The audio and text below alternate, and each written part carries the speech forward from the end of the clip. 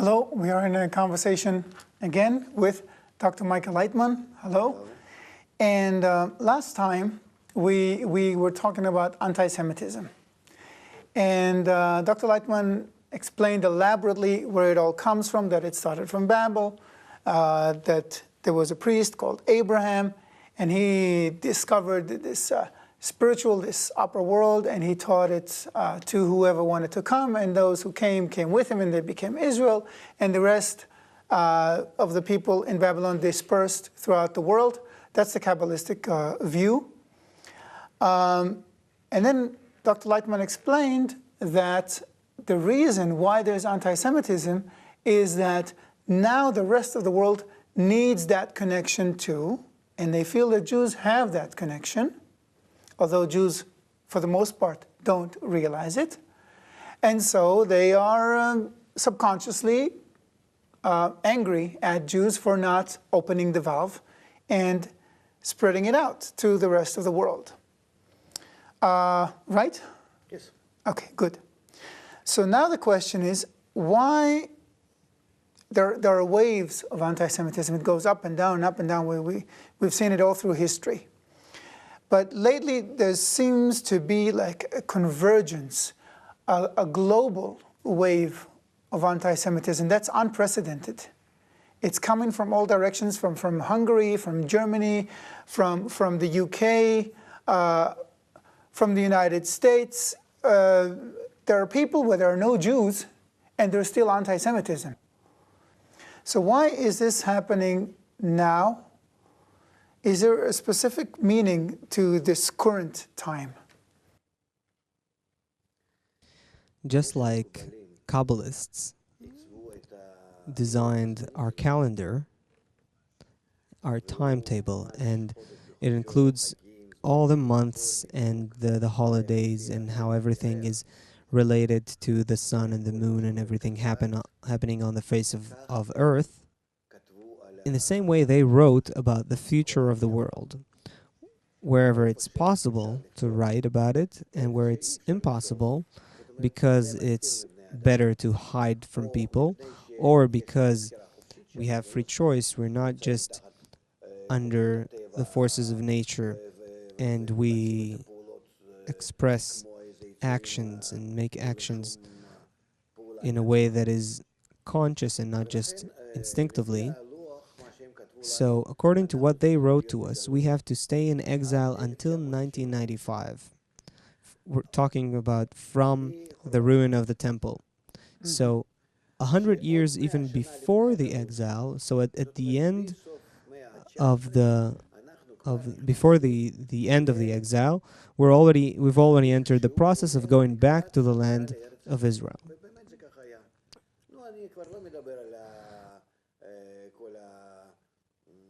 I'm not even talking about Herzl and Balfour and everything that happened back then and all those preparations, including the first Aliyah and the second Aliyah to Israel. Yes, but historically you can see that this is when Jews started returning to Israel. Yes. And this is written in the history of Kabbalah, meaning in the calendar of Kabbalah.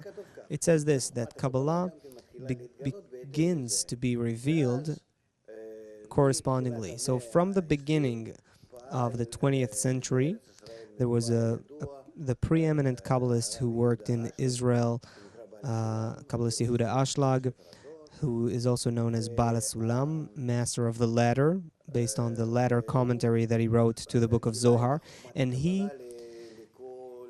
disclosed the wisdom of Kabbalah to all. After he wrote the commentary to the book of Zohar and opened it for everyone, he wrote a few more books on Kabbalah and created a great group of Kabbalists. The leader of the group of Kabbalists that he built was his older son, Baruch Ashlag, and his son and successor, and I am his student. So what I'm saying is there is already an appearance of this group of Kabbalists who is growing and growing and growing. We already have more than books. It's video and audio, and there's all the media that we have.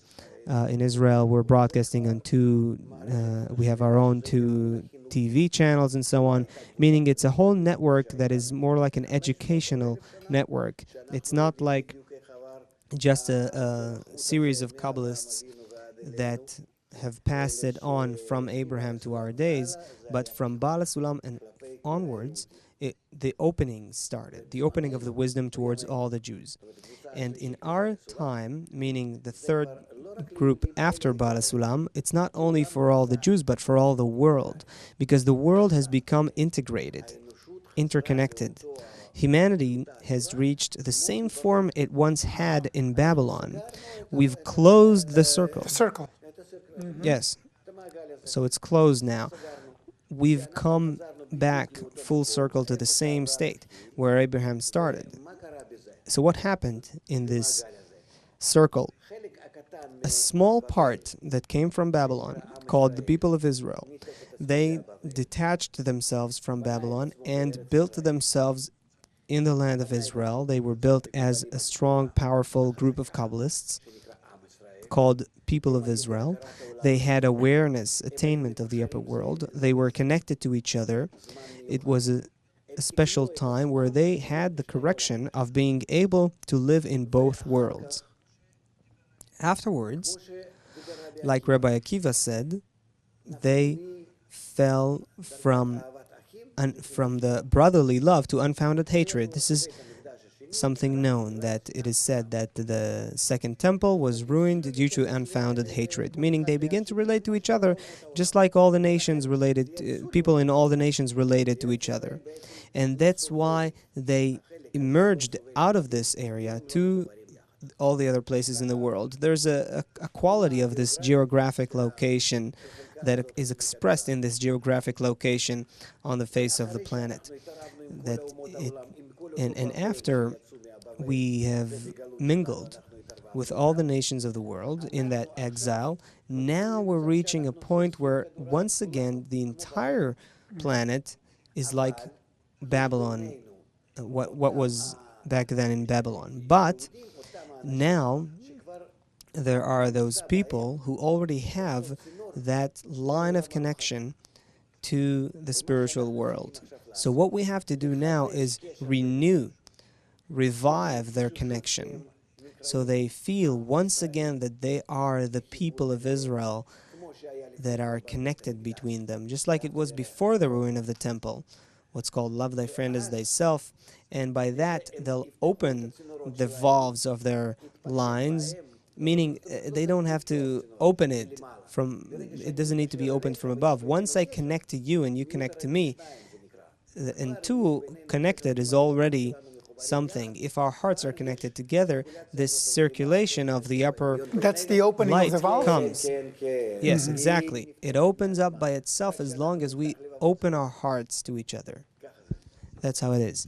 And then it turns out that if the people of Israel today open those valves between them, by that they also cause all the other lines between all the other nations to open as well. Why? Because we have mingled with them, we've become integrated with them through the exile process. This is what the exile was meant for. It's written, the people of Israel came out to exile in order to attach, to join to themselves the souls of the nations. Meaning, by going out to exile, it's as if we have collected, we have gathered all the rest of the Babylonians who were once in Babylon there and connected them to us. And that's why they all look at us and point to us and saying, you are to blame. How did they do it? By intermarrying, or how did they... No. It happens by connection of the inner force, our spirit. Religions also that they took on, and what Abraham was giving to the people in Babylon. I'm asking because the Jews usually kept to themselves, wherever they were. They lived in their own villages and... True, yes, of course. Physically, they didn't assimilate, but they provided this world with the contact. And it also expressed itself in culture. And as we said in previous shows, in philosophy, Yes, they took our wisdom and made it into philosophy. Science was built from this as well. This is something you can also examine historically, and we see the same things, we can say statistically as similar well. things happening in the world today. We also see how the Jewish people appear in every realm. So by this, we have come closer to that Babylonian part, who also received a method from Abraham. Don't think they didn't. All the rest of the Babylonians heard from him as well, but they heard these things for the purpose of connecting with us during the exile. So in short, they went from Babylon to all the other places. We came out of the land of Israel and connected with them. We were along with them 2,000 years in this exile, and it's a special integration between us that we become integrated with them and they become integrated with us. We share their opinions, they share our opinions, and we've become intermingled. We don't understand how this really happened internally. We still have to learn what it means, the real meaning of this exile, and a blending of our intentions and our approach and our philosophy and view of the world and so on. Because we lost the higher sensation and we became exactly like them. So now is the time when this integration has ended, this exile has ended, and we all have to rise to the spiritual height, because that's the plan of creation. That's the development of the world. According to the plan of creation, from Adam Arishon, the one who discovered the spiritual world for the first time, and he is called Adam Arishon, the first man. And today, it turns out that we have some years left, a number of years left, to attain the full correction, which means that the whole of humanity lives in both worlds and feels eternity and wholeness and unlimited development. So according to the plan of creation, now at year 5,000, you said 2,000, 5,772, right? Now is the time for everyone, all the people, to start feeling what Abraham taught those who wanted to learn back in Babylon. Correct. And we have to provide that. And the world, entire world, both nations of the world and the Jewish people are being now pushed by nature, so that we're all in a global integral crisis in a round manner. What do you mean by this round? Interdependence. In politics, culture, economy, education, everything. Today, we cannot provide what we have to have without taking almost the entire world into it. We haven't been aware of this, and it just happened all of a sudden. It happened in, say, the last 50 or 70 years. This is what has happened. So all of this is in order for us to feel that one cannot live without the other. Really can't live without the other. We still don't understand this, but this is beginning to be felt, for instance, in Europe, in the European crisis. Try to take one country from Europe out of this agreement, and you'll see how everything collapses. And the whole world will have to feel like that, and it will soon. But what do we have to do right now? The fact that the whole world feels that it is found in that one place, just like in Babylon, being pressured on the one hand, on the other hand, seeing that we can't really survive, that we don't really know how to correct the economic crisis, financial crisis, what's happening in the industry, technology, education, family life, culture. We're broken in many ways, losing the motivation to live, the purpose to life, and mostly we don't know why, what for. And nature also the natural crisis, the ecological crisis, is pushing us not from inside but from outside, beginning to forcing us to relate to nature as one and be as one in doing that. So the human starts thinking, how do I come out of this? Soon I may be jobless, I may be foodless, I may not be able to provide for my family, and beginning to search for what to do. We see that in these hard situations, precisely in these times, people like Hitler may appear, and the people may believe them because they feel subconsciously that also that we somehow have something that is beyond this world, and it influences this world, whether it's the Zionists' protocols, or that we have some plans behind their back. They think something of that sort, but they have that instinctively. So if someone like Hitler arises and starts talking about it, he immediately directs them to us. So let me just see if I understand what you're saying. You're saying there's a global crisis. Everything is interdependent, right? Everything depends on everything else on every level. And people don't know how to resolve the crisis, any of the crises that are happening now. And they won't know. And they won't know in the future No as one well. will know. Right. And no experts or economists or smart people will get it. We will see that people may trust someone specific or hang hopes on some device or something, but none of it will work.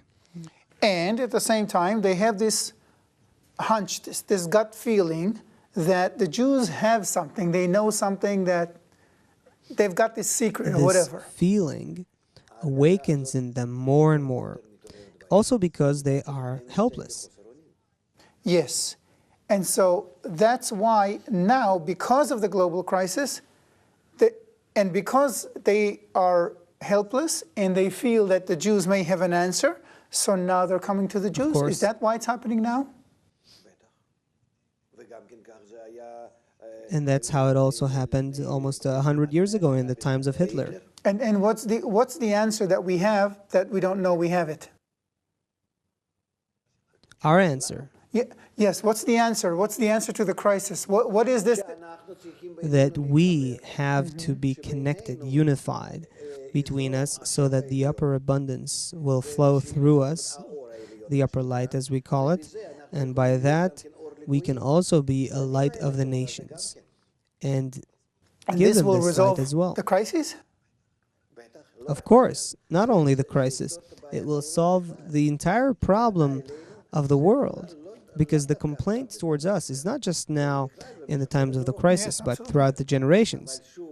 But again, look at what is written in the Torah. The Creator went to all the nations, 70 nations originally, and wanted to give them the Torah, which means the method of connection, that if people unite, connect, just like a connected system, this stream goes through them, and then they live in both worlds, this world as well as the upper circulation of life that goes through them, and then they feel a life of eternity, a good life, a great level, a whole new level of life. And so he went to give them this method, the method of connection called arvut, or mutual guarantee, to be responsible for each other, guarantors for each other, connected. And they didn't want it. And they couldn't receive it because they only had an egoistic form of desire. They were all in collision with each other. And the Jews were ready to connect, to unite? That's the thing? The Jewish people are those souls. It's not actually people. There are specific individual souls in the whole of humanity that Abraham collected in Babylon, those souls do have connection with the spiritual world, and through connection with them, they can create that circuit through which the upper abundance will flow, will stream. The nations of the world cannot do that, but because the Creator turned to them in the beginning and wanted to give them the Torah, they have this demand, this question. So why aren't we connected? Why can't we have the upper abundance? It lies deep in their subconscious. It's in what we call in Kabbalah reshimot, their recollections, in the bottom of their soul where they can't feel it. But something there inside always pokes them and disturbs them. And this is something that exists in each and every person from the nations of the world, that they have something that I don't have, and it doesn't matter that they themselves may not even know it. But it's like if I'll take him and I'll cut him up and I'll find something special that I don't have. Today we're reaching the end of this entire circle, that the Jews today must connect, just like the Torah says, to be as one man in one heart, love thy friend as thyself. Religious, secular, doesn't matter. The Jewish people first connecting between themselves so they discover that circle through which the upper abundance will flow. So they will become the source of light in our world. Then through them, this abundance, this upper abundance will come to the nations of the world as well. Because the connection already exists as a result of the entire exile, the integration. The integration has ended. The connection between us and the nations of the world is already there. Now, if there's light within us, it will also flow in that general system. I see what you're saying. And I still want to ask, because on the face of it, if I were a non-Jew, and I would see the Jews all being united and happy and connected and again in touch with the Creator, with this higher world, I would be even more jealous and more hateful. No? No, not now. Now, to the extent that we come together and connect, they will feel us as having the source of light, the source of life, and the solution that allows coming out of the global crisis, that we're not going to starve or be helpless in front of climate problems and all kinds of other problems that I don't know. How will I be saved by that? What will happen in the next half a year or even a month? There's already a force in our world that can save me and the entire world from all troubles. But again, non-Jews have to feel... Yes, each and every non-Jew will have this. Once we have that light, it will spread to them as well. So it's not going to be exclusively to the Jews? No, of course not. Of course it's not exclusive to the Jews. This is for everyone, because we're already all connected as one network. That's why today there's great work to do on our part, on the one hand. Us? You mean, who's us? The Jews. We have to connect, not them. We have to connect in order to become that passageway through which the light spreads into the world, and then the whole world comes down and comes to correction, and the crisis becomes corrected, and other than that, people also achieve a higher, eternal, perfect level of life. Now you have 1.5 minutes to explain how we can do it. By integral education, by beginning to learn about this entire thing. What does it mean to be connected? How to be connected? What does it mean to open our hearts to each other? Once we even begin to have a little bit of that towards each other, we will see how the world is awaiting for this to happen to us. What is integral education? Integral education means that we are today in an integrated world. We're all interconnected. So how do we become correctly, properly interconnected? So it's in education on how to live in an integrated world? Yes, based on love thy friend as thyself. Basically. All over the world. Very nice. Thank you very much, Dr. Laitman. Let's hope we succeed realizing this. Absolutely. Thank you for being with us, and do join us again on our next conversations.